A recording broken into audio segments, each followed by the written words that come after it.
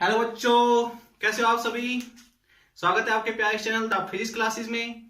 और आज हम लेके आए हैं इलेक्ट्रिक करंट का थर्ड लेक्चर।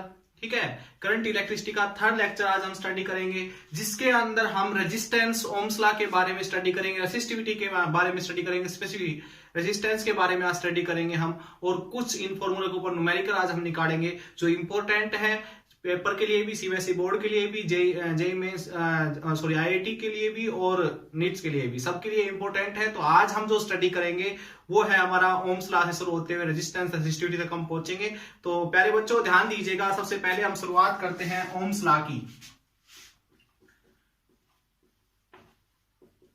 ओम्स लॉ बेटा आप सभी जानते हो कि हम अब इसके अंदर करंट की बात कर रहे हैं, यानी कि charge particle with a constant velocity जब किसी भी कंडक्टर के अंदर एक कंडक्टर के इस एंड से इस एंड तक मूव करते हैं तो हम कहते हैं कि उस कंडक्टर के अंदर करंट फ्लो कर रहा है।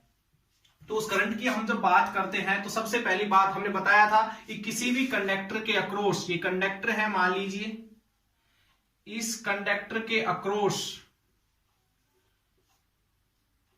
एक सेल या बैटरी लगा देते हैं, यानी कि V पोटेंशियल डिफरेंस अप्लाई कर देते हैं इस कंडक्टर के अक्रॉस। तो इससे हम एक्सटर्नल इलेक्ट्रिक फील्ड अप्लाई करते हैं। ठीक है, तो हमने कहा कि इसकी वजह से इलेक्ट्रॉन इधर से इधर ड्रिफ्ट वेलोसिटी से मूव करते हुए इस एंड तक पहुंचते हैं और पॉजिटिव बैटरी के पॉजिटिव टर्मिनल तक ऐसा मान के चलते पहुंचते हैं। तो यहां पर क्या होता है कि इलेक्ट्रॉन जो यहां पर मूव कर रहे हैं उनकी वजह से इसके अंदर एक क्वांटिटी प्रोड्यूस होती है जिसको हम इलेक्ट्रिक करंट बोलते हैं, जो पॉजिटिव टर्मिनल से नेगेटिव की तरफ फ्लो करता है। ठीक है, तो ये हमने कहा कि जो ड्रिफ्ट वेलोसिटी है, अगर ड्रिफ्ट वेलोसिटी की फॉर्मूले की अगर हम बात करें तो ड्रिफ्ट वेलोसिटी का फॉर्मूला था ई टाउ बाई एम। आपको सभी को पता है ई टाउ बाई एम, और ई की वैल्यू क्या थी V बाई एल, यानी कि पोटेंशियल डिफरेंस जो इस कंडक्टर के अक्रॉस अप्लाई किया गया और इस कंडक्टर की लेंथ L। यहां पर हमने ये चीज लेके चले, यहां पर वैल्यू पुट करेंगे इसकी E की, तो क्या आएगा V M L। ये L क्या है, कंडक्टर की लेंथ। टाउ क्या था यहां पर, रिलैक्सेशन टाइम। मैं कहता हूं ये एक पॉजिटिव एटम था, यहां से एक इलेक्ट्रॉन आया, इससे टकराया, फिर ये इलेक्ट्रॉन इससे टकराने के बाद कोलिजन हुआ, उसके बाद दूसरे एटम पे, तो यहां से यहां तक जो इसको टाइम लगा था इस इलेक्ट्रॉन को इससे टकराने को, इसके टकराने के बाद इस कंडक्टर के अंदर, तो ये जो था ये हमारा रिलैक्सेशन टाइम था। इस टाइम तक ये क्या था, फ्री था, रिलैक्स था। ओके, ये चीज हमने स्टडी की थी। तो हमारी drift velocity potential difference, drift velocity electric field के ऊपर डिपेंड करती है। रिपीट कर देता हूं, ड्रिफ्ट वेलोसिटी पोटेंशियल डिफरेंस और drift velocity electric field, external electric field के ऊपर डिपेंड करती है। ठीक है, और ड्रिफ्ट वेलोसिटी और करंट के बीच में मैंने रिलेशन निकाली थी NaEVD। NaEVD यानी कि current is directly proportional to VD और पोटेंशियल और VD is directly proportional to potential. तो इससे हम ये कह सकते हैं कि current is directly proportional to drift velocity और drift velocity directly proportional to potential.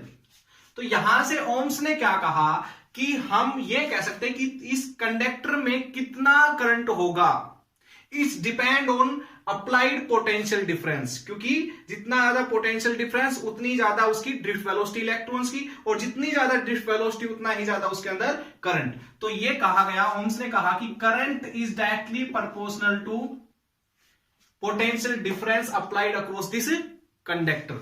या फिर हम कह सकते हैं कि potential difference applied across this conductor is directly proportional to current flow in this conductor. यहां पर ये दो फॉर्मूले हैं, अब इनमें से कौन सा लेके चलना था। एक्सपेरिमेंटली ये फॉर्मूला सही नहीं था, तो ओम्स अकॉर्डिंग ये फॉर्मूला हम लेके चलेंगे। तो V is directly proportional to I। यहां पर ये बात आपको शायद क्लियर हो गई होगी। अब देखिए V is equal to RI। देखिए बेटा, जब भी प्रोपोर्शनलिटी के साइन हम हटाते हैं तो कोई ना कोई कांस्टेंट वैल्यू हमें लगानी पड़ती है। तो यहां पर हमने कांस्टेंट वैल्यू लगाई R, और R यहां पर प्रोपोर्शनलिटी कांस्टेंट, जिसको नाम दिया गया रेजिस्टेंस। क्या नाम दिया गया, रेजिस्टेंस नाम दिया गया। यानी कि जितना ज्यादा इस कंडक्टर का रेजिस्टेंस, ठीक है, उसी हिसाब से हम रेजिस्टेंस है क्या, अब रेजिस्टेंस के ऊपर ही हम जाएंगे, तो वही हम डिस्कस करेंगे कितना ज्यादा रेजिस्टेंस कब होगा, कैसे होगा, किस बात पर रेजिस्टेंस डिपेंड करेगा, वो नेक्स्ट लेक्चर में, सॉरी नेक्स्ट टॉपिक में हम डिस्कस करेंगे। तो ये बात आपको आई थिंक समझ में आ गई होगी। तो यहां से जो आर है उसकी डेफिनेशन क्या आ गई, V upon I. R resistance है और इसकी यूनिट क्या होती है, आर की यूनिट होती है, it is officially definition of resistance, ये भी कह सकते हो। रेजिस्टेंस की ऑफिशियली डेफिनेशन है V बाई आई, यानी कि ये कह सकते हो परमानेंट डेफिनेशन है ये आर की, V बाई आई, यानी कि potential difference across a conductor per unit electric current flow this conductor. ठीक है, तो यूनिट ऑफ रेजिस्टेंस क्या होगी, यूनिट ऑफ रेजिस्टेंस की हम बात कर रहे थे, यूनिट ऑफ रेजिस्टेंस होगी बेटा वोल्ट पर एम्पियर, जिसको शॉर्ट में कहा सकते हैं हम वोल्ट पर एम्पियर, शॉर्ट में इसको ओम का नाम दिया गया, ये है इसकी यूनिट ओम। रेजिस्टेंस को ओम में नापा जाता है। ठीक है बेटा, तो आई थिंक ये चीज आपको समझ में आ गई, इसको साफ कर दूं मैं। देखिए नेक्स्ट देखिएगा, नोट्स बनाते रहिएगा, पॉज कर लीजिएगा वीडियो को बीच में और लिख लीजिएगा इन सारी चीजों को जो लिखवाई जाती है आप लोगों को। अच्छा, अगर मैं किसी भी कंडक्टर के अक्रॉस 1 वोल्ट अप्लाई करूं और उस कंडक्टर के अंदर 1 एम्पियर करंट फ्लो कर रहा हो, तो उस समय आपके पास आर की वैल्यू क्या होगी, V अपॉन आई, यानी कि 1 अपॉन में 1, तो आर की वैल्यू क्या आ गई 1 ओम। यानी कि जब 1 वोल्ट अप्लाई करने के बाद 1 एम्पियर करंट फ्लो करे, 1 वोल्ट पोटेंशियल डिफरेंस अप्लाई करने के बाद 1 एम्पियर करंट फ्लो करे, तो समझ लेना उस कंडक्टर का रेजिस्टेंस 1 ओम है, इसलिए ऐसा हो रहा है। तो आई बात समझ में, डेफिनेशन समझ में आई इसकी। ये छोटी सी डेफिनेशन थी कि किसी भी कंडक्टर का रेजिस्टेंस 1 ओम कब होता है। ठीक है, 1 वोल्ट अप्लाई करने के बाद उसके अंदर से 1 एम्पियर करंट फ्लो हो रहा हो। तो ये था हमारा ओम्स लॉ। इसी ओम्स लॉ को हम आगे बढ़ाते हैं, इसके ग्राफ करते हैं। ठीक है, हम V और I के बीच में ग्राफ बनाते हैं, दोनों एक दूसरे के ऊपर डिपेंड करते हैं, डायरेक्टली प्रोपोर्शनल है, तो ग्राफ क्या आएगा, VI कैरेक्टरिस्टिक्स भी हम इसको बोल सकते हैं। देखिएगा, VI कैरेक्टरिस्टिक्स भी हम इसको बोल देते हैं, रिपीट कर देता हूं मैं ग्राफ बनाते वक्त।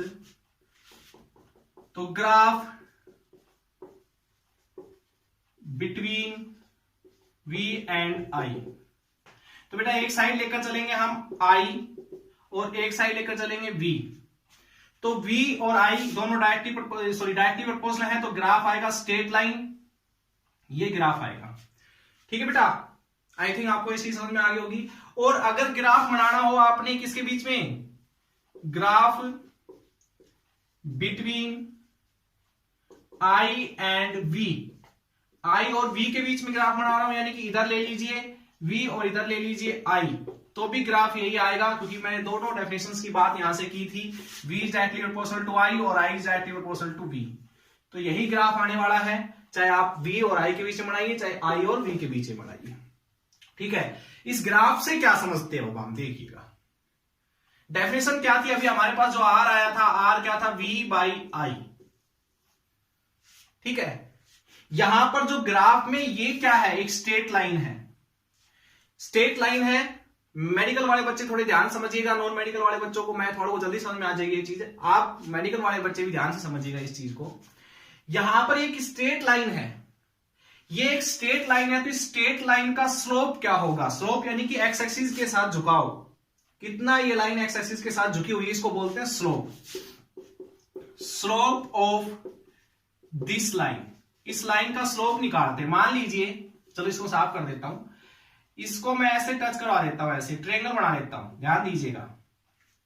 मान लो यहां से यहां तक का करंट मैंने I मान लिया, और यहां से यहां तक की वोल्टेज मैंने या पोटेंशियल डिफरेंस V मान लिया, तो ये हो गया V, और यहां से यहां तक का डिस्टेंस हो गया, ये मान के चल सकते हो ग्राफिकली अगर देखें तो ये हो गया V और I, ये एंगल हो गया थीटा। मैंने कहा इस लाइन का मुझे स्लोप निकालना है, तो स्लोप ऑफ लाइन OA नाम दे देते हैं, लाइन OA लाइन का स्लोप होगा tan थीटा, स्लोप को बोलते हैं हम tan theta. Slope tan theta किसी को होता है, परपेंडिकुलर अपॉन बेस, यानी कि V अपॉन में I।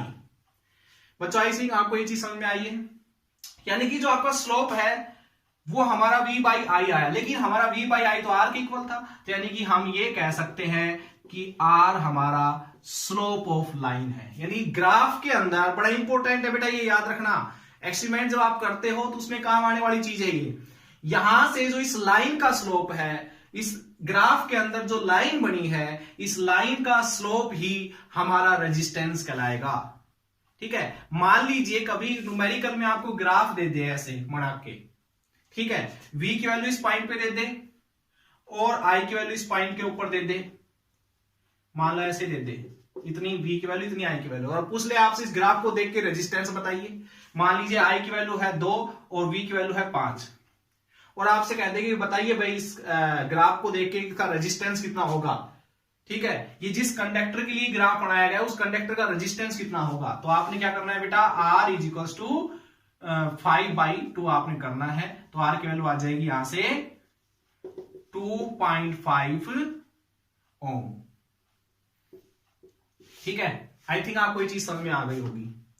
ओके बच्चों, ठीक है, अब आगे देखिएगा, ऐसे ही इस ग्राफ से अगर स्लोप निकाल के देखें तो क्या आता है। देखिए ये IV ग्राफ बोला जाता है और ये IV ग्राफ बोला जाता है बेटा, ये आप लोगों ने ध्यान रखना है।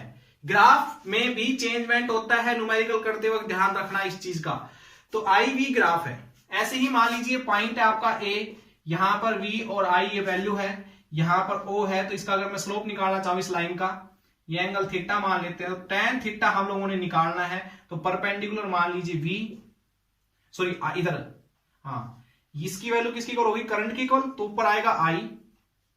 अच्छा, इसकी वैल्यू किसकी होगी, V लेके चल रहे एक्स के लॉन्ग, तो V I अपॉन में V। अच्छा, tan थीटा अगर मैं इसको ऐसे लिख लू तो करंट सबसे ऊपर है, करंट को सबसे नीचे ले आया, ठीक है, तो ये किसकी वैल्यू हो गई यहां पर, यानी कि tan थीटा यहां पर 1 अपॉन में R के इक्वल आ जाएगा। यानी कि slope of this line in IV graph is equals to the reciprocal of resistance. समझे बात आप लोग, क्या बताया मैंने यहां से कि आपके पास slope of this line is equals to, sorry, slope of this line in IV graph is equals to reciprocal of the resistance, IV graph, और इसके अंदर slope of the line in VI graph, slope of the line is VI graph is equals to R resistance। ठीक है, समझ गए बेटा आप लोग, ये बहुत आसान डेफिनेशंस थी। अब देखो, मैं इस ग्राफ को अगर देखता हूं तो tan थीटा की वैल्यू अगर ज्यादा होती है, tan थीटा की वैल्यू अगर ज्यादा निकल के आती इस ग्राफ से, तो समझ लो रेजिस्टेंस भी कैसा है, ज्यादा है, क्योंकि रेजिस्टेंस और स्लोप दोनों इक्वल है, ये कह सकते हो। ठीक है, तो यहां से इसका अकॉर्डिंग आपके पास क्या आया था, ये V बाई I, तो ये स्लोप अगर ज्यादा है तो देखो झुकाव विद एक्स एक्सिस, अगर ये ऐसे होता थोड़ा सा ऊपर की साइड, थोड़ा सा ऊपर की साइड होता, तो यानी कि झुकाव ज्यादा होता, यानी कि अगर ये लाइन ऐसे होती तो ये एंगल ज्यादा होता, एंगल ज्यादा होता, tan थीटा की वैल्यू ज्यादा होती, तो इस ग्राफ से ये पता लगा कह सकते थे हम कि रेजिस्टेंस यहां से जो ग्राफ है, जिस कंडक्टर का ग्राफ है ये, उसका आपके पास रेजिस्टेंस ज्यादा होगा। अगर हम बात करते हैं, ये आपके पास किसी कंडक्टर के लिए ये ग्राफ आ रहा है V और I के बीच में, तो थीटा क्या होता है यहां पर, छोटा होता, थीटा होता है, tan थीटा की वैल्यू छोटी होती, R की वैल्यू छोटी होती, तो इस हम नहीं ऐसा कह सकते थे कि जिस कंडक्टर के लिए ग्राफ बना है उसका रेजिस्टेंस कम होगा। ओके, आई थिंक बेटा ये चीज आपको समझ में आ गई होगी। अब नेक्स्ट हम बढ़ते हैं, रेजिस्टेंस के बारे में पढ़ेंगे अब हम। ठीक है, ये था हमारा ओम्स लॉ। अब हम पढ़ेंगे इलेक्ट्रिकल रेजिस्टेंस के बारे में। इसके बारे में पढ़ेंगे, इलेक्ट्रिकल रेजिस्टेंस के बारे में। ध्यान दीजिएगा बात पे मेरी पे, क्या होता है इलेक्ट्रिकल रेजिस्टेंस। अभी हमने जो ओम्स लॉ पढ़ा, इससे हमें एक कांस्टेंट प्राप्त हुआ जिसको हमने रेजिस्टेंस दिया। ये है क्या रेजिस्टेंस बेटा, इसी बात के ऊपर हमने डिस्कस करना है कि रेजिस्टेंस होता क्या है। नॉर्मली हमने अभी जो पढ़ा था उससे ये डेफिनेशन आई थी और R की वैल्यू आई थी V बाई I, यानी कि रेजिस्टेंस क्या है, V और I का रेशियो। बट अगर नॉर्मली थ्योरेटिकल देखें कि रेजिस्टेंस होता क्या है, तो बेटा देखिए कंडक्टर है, इस कंडक्टर के अंदर से करंट फ्लो कर रहा है,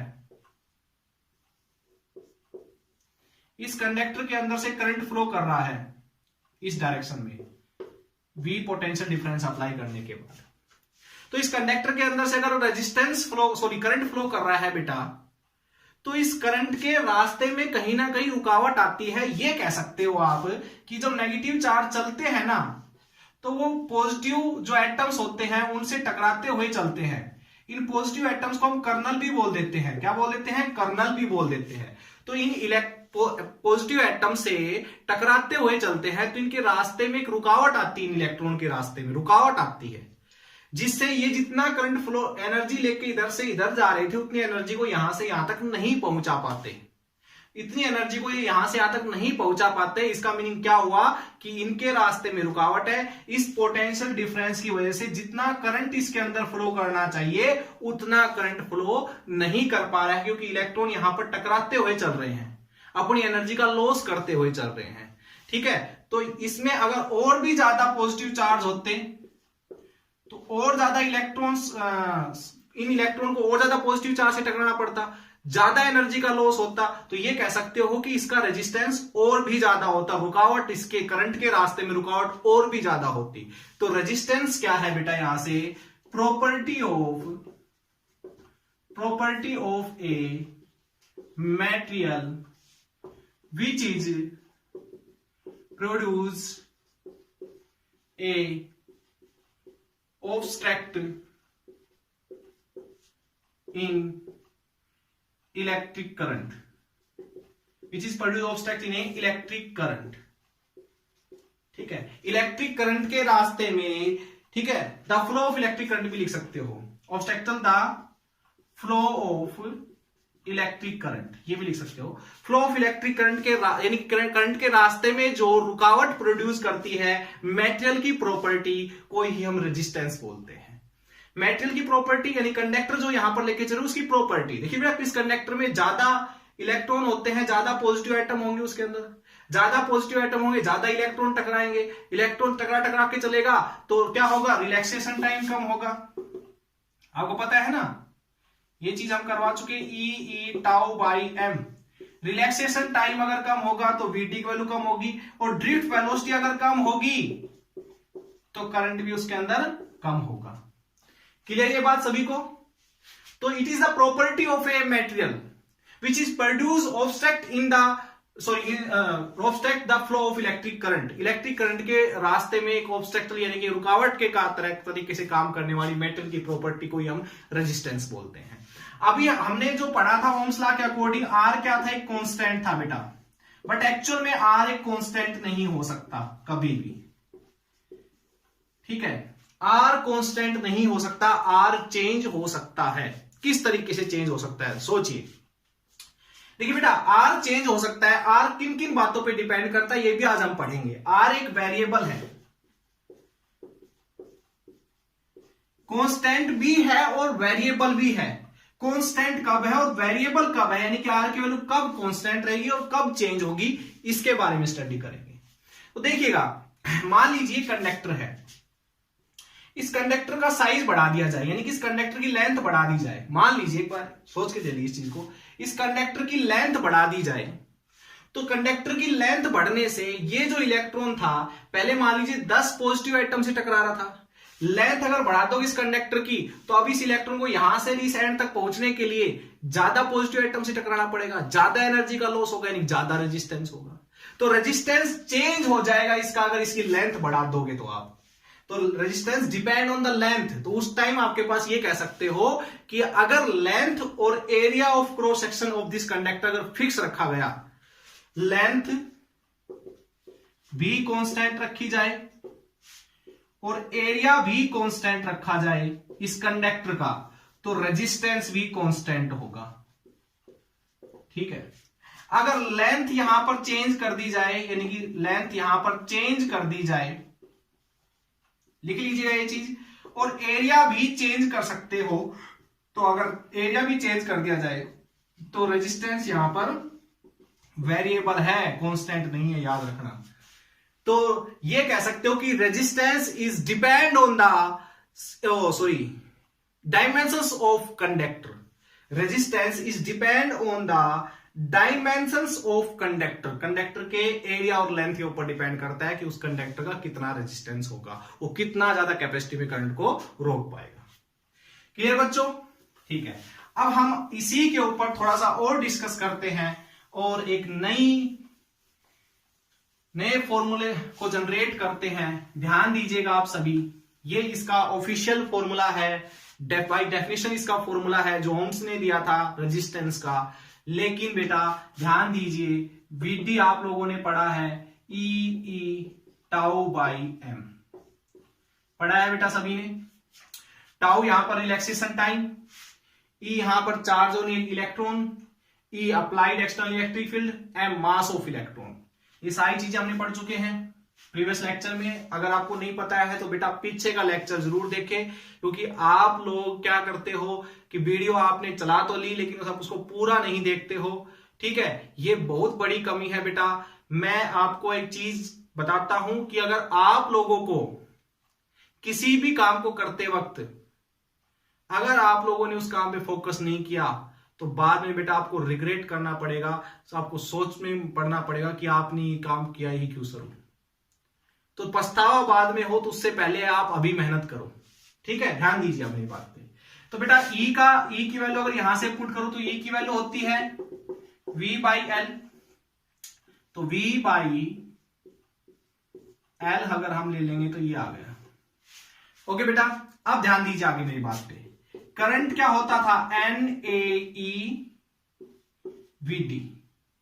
तो यहां से NaE VD को रखे EV टाउ बाई ML। तो बेटा देखिएगा यहां से सब एक काम करेंगे, I को तो डिवाइडर में चल देते और V को छोड़ के और सारी चीजों को इधर ले आते। तो ML अपॉन में E square N tau A is equals to V by I, ऐसा कुछ आएगा।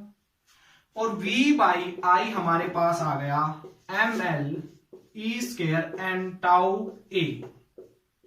ठीक है, तो V बाई I क्या होता है, रेजिस्टेंस। तो रेजिस्टेंस का नया formula, important formula for numerical के लिए बहुत ही इंपॉर्टेंट फॉर्मूला है। ध्यान रखना, एक नया फॉर्मूला आज रेजिस्टेंस का हमें देखने को मिला।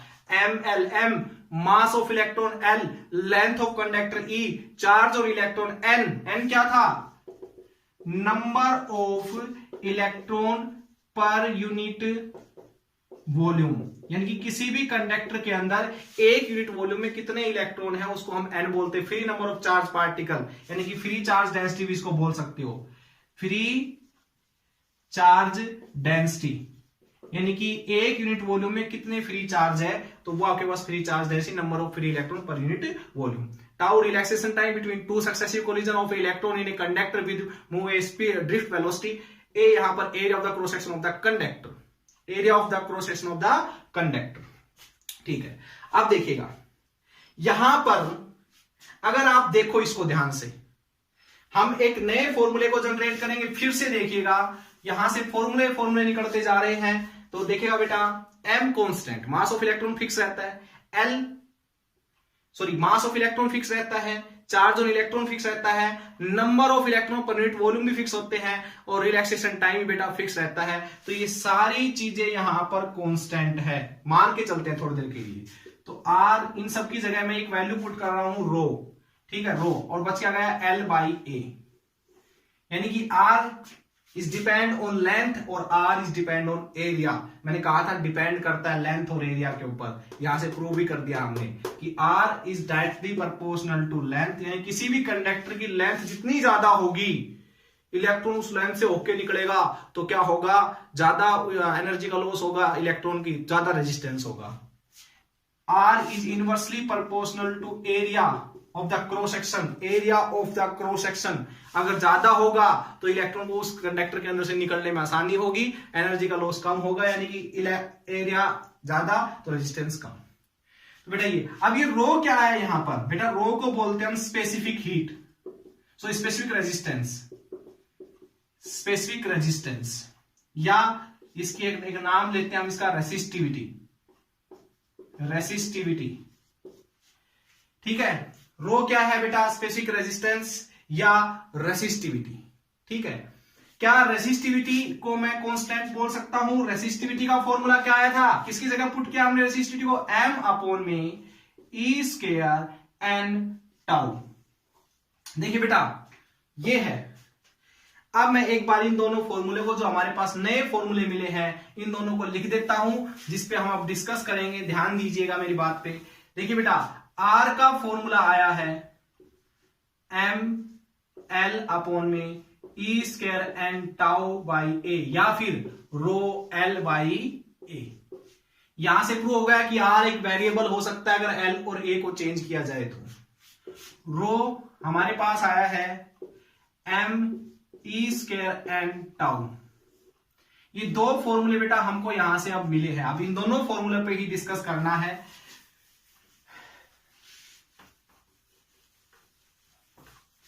अभी हमने कहा कि R is directly proportional to L और R is inversely proportional to A।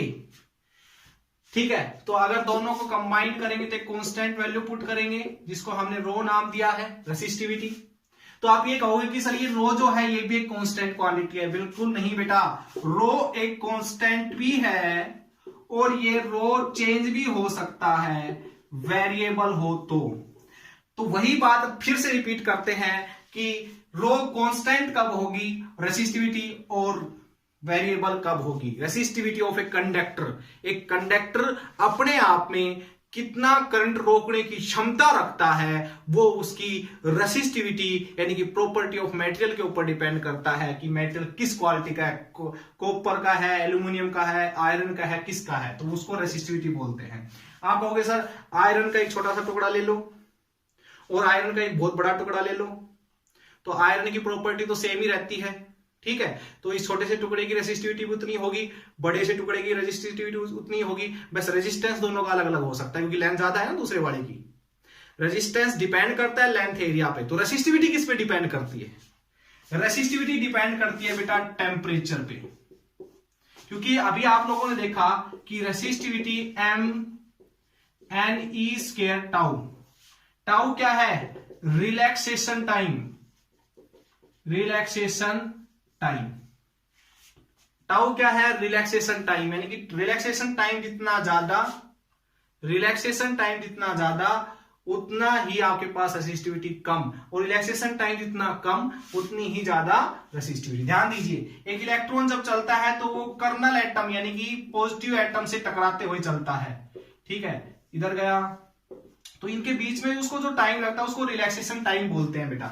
तो देखिएगा ये रिलैक्सेशन टाइम घट कैसे सकता है?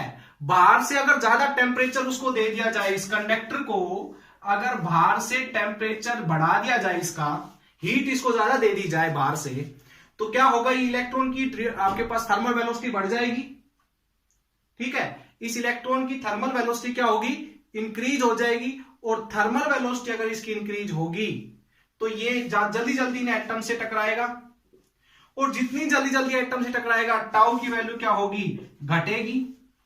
टाउ अगर घटेगा तो रो रेसिस्टिविटी बढ़ेगी। तो टेम्परेचर बढ़ाने से रेसिस्टिविटी भी बढ़ेगी, टेम्परेचर बढ़ाने से रेसिस्टिविटी भी बढ़ेगी। तो रेसिस्टिविटी भी एक कांस्टेंट क्वांटिटी नहीं है। तो यहां पर इतना ही था हमारे पास टॉपिक। इन रेसिस्टिविटी रेजिस्टेंस के बारे में हमने स्टडी करना। रेजिस्टेंस का डायमेंशनल फॉर्मूला यूनिट हमने पढ़ी, ओम होती है। ठीक है, रेजिस्टेंस की यूनिट क्या होती है? रेजिस्टेंस की यूनिट क्या होती है? ओम होती है। ठीक है, यूनिट ऑफ रेजिस्टेंस। अब हमने देखना है कि रेसिस्टिविटी की यूनिट क्या होती है। तो देखो रेसिस्टिविटी अभी हमने पढ़ा R is equal to rho L by A को इधर ले आएंगे, L को डिवाइड में, तो रो की वैल्यू आ गई ओम मीटर स्क्वायर अपॉन में मीटर, तो यूनिट आ जाएगी यहां से कैंसिल। ओम मीटर यूनिट होती है रेसिस्टिविटी की, याद रख लो इस चीज को। ओके, अब ध्यान दीजिए बेटा, यही था हमारे पास टॉपिक रेसिस्टिविटी और रेजिस्टेंस का। ओम्स लॉ हमने आज स्टडी किया। नेक्स्ट जो लेक्चर होगा, क्योंकि लेक्चर ज्यादा बड़ा हो गया, तो मैं सोच रहा हूं कि इसके जो न्यूमेरिकल है वो मैं नेक्स्ट लेक्चर में करवाऊं। ठीक है, कोशिश करूंगा मैं उसको आज ही अपलोड करने की, अगर आज नहीं तो कल सुबह तक पॉसिबल हो पाया तो कल सुबह तक मैं उसको अपलोड करूंगा। तो हम क्योंकि इसके न्यूमेरिकल बड़े इंपॉर्टेंट है, तो आई थिंक बेटा ये चीज आपको समझ में आई होगी। आप भी इसके न्यूमेरिकल निकालने की कोशिश करना जब तक मैं नई वीडियो अपलोड नहीं करता हूं नए न्यूमेरिकल या लेक्चर के साथ। तो देखिएगा, आप इनको अच्छी तरह से पढ़िएगा, मेहनत करो बेटा, अच्छी तरह से नोट्स बनाइए। Okay, all the best, thank you.